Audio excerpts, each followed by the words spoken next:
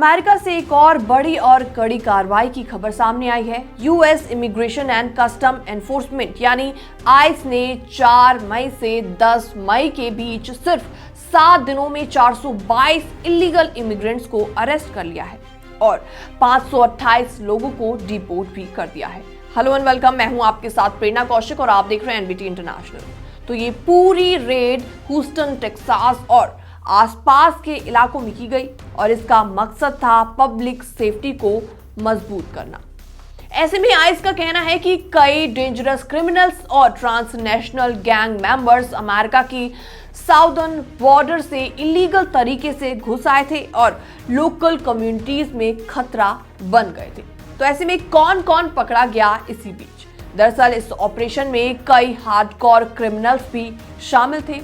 Colombia का एक अपराधी जो कि मर्डर के केस में कन्विक्ट हो चुका है। इसके अलावा मैक्सिको का एक शख्स जिसे 3 बार डिपोर्ट किया जा चुका है और जो इलीगल वेपन्स, ड्रग्स, असॉल्ट जैसे केसों में शामिल रहा है, वो भी इसमें शामिल है। ऐसे में एक और व्यक्ति शामिल है जो कि एक्सप्लॉयटेशन ऑफ माइनर्स के लिए सजा काट चुका है। ऐसे में एक 72 साल का अपराधी जिसे होमिसाइड, रॉबरी, असॉल्ट जैसे गुनाहों में कन्विक्ट किया गया है, वो भी इसमें शामिल है।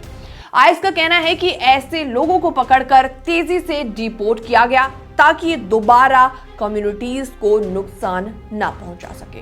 तो ऐसे में डिपोर्ट कैसे किया गया, ये बड़ा सवाल है। तो आपको बताते हैं, आइस ने बताया कि अब एक नई स्ट्रेटजी अपनाई जा रही है।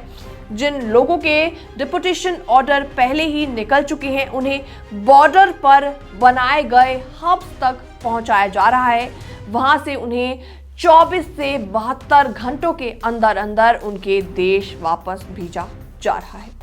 इससे न सिर्फ कॉस्ट कम होगी बल्कि जेल में रखने का समय भी बचेगा। तो इस पूरे ऑपरेशन में अमेरिका की कई टॉप एजेंसियां शामिल रही हैं, जैसे कि FBI, DEA, CBP यानी कि कस्टम एंड बॉर्डर प्रोटेक्शन और ATF यानी alcohol, tobacco and fire arms. इसके अलावा DSS भी इसमें शामिल है और US मार्शल सर्विसेज भी इसमें शामिल है और इसके अलावा Texas department of public safety भी इसमें शामिल है।